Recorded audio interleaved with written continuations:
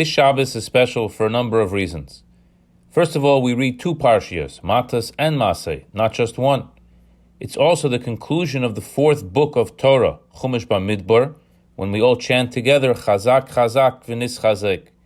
It's also Rosh Chodesh Menachem Av, which means it begins the 9 days as well. One of the interesting laws we learn this week are the laws concerning koshering non-kosher cookware. How the material it's made out of will determine how one can or can't kosher it.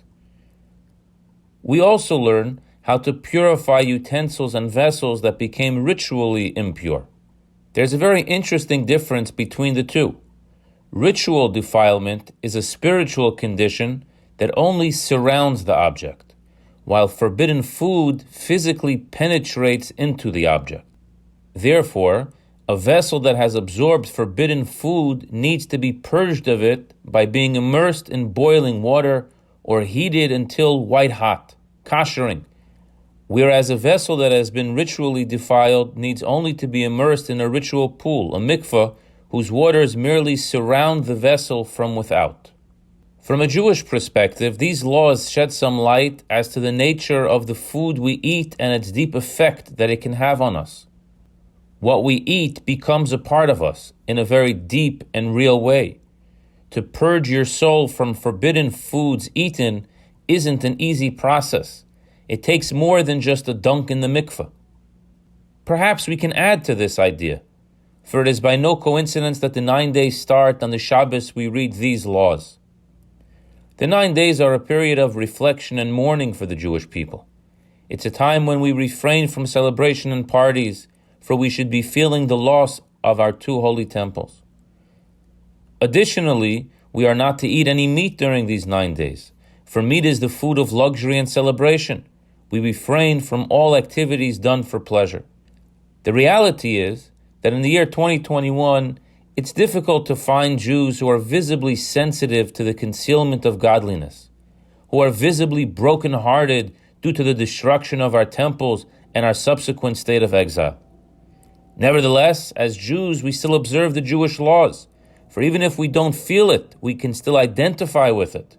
My behavior during these 9 days is an expression of my Jewish identity during this period of exile from our promised land. But perhaps there is a deeper meaning to the refrain from eating meat next week. For if you are what you eat, then eating even kosher animal meat is certainly a big feat. Maybe this 9-day cleanse is to purge ourselves of our usual desensitized state of being, and it helps condition us so that we are more spiritually sensitive. The food we eat penetrates very deep. It becomes part of our blood and flesh.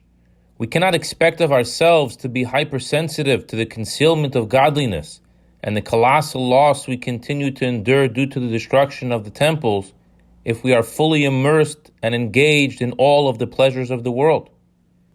It is only after we step out of the mud that we can begin to wash ourselves from the dirt. At the end of the day, this entire exercise is not about us feeling loss or feeling brokenhearted. Rather, it's about preparing ourselves and the world for a new reality, evoking more sensitivity to the Mashiach reality, when godliness will permeate the entire universe in a visible manner. May the energy of the new month of Menachem Av provide us with the inner strength that we all need.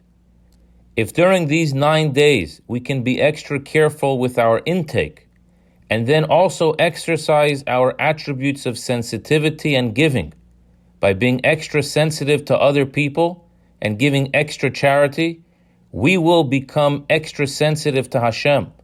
We will feel the pleasures of connection to holiness, and we will be the beneficiaries of the greatest form of charity, the liberation from our personal self-imposed limitations, as well as the global liberation from this exile, this golus.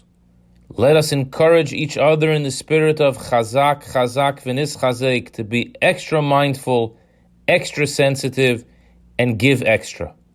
May we all merit to be blessed with a good Chodesh, with a good Shabbos, and may these days of mourning be transformed to days of celebration and rejoicing.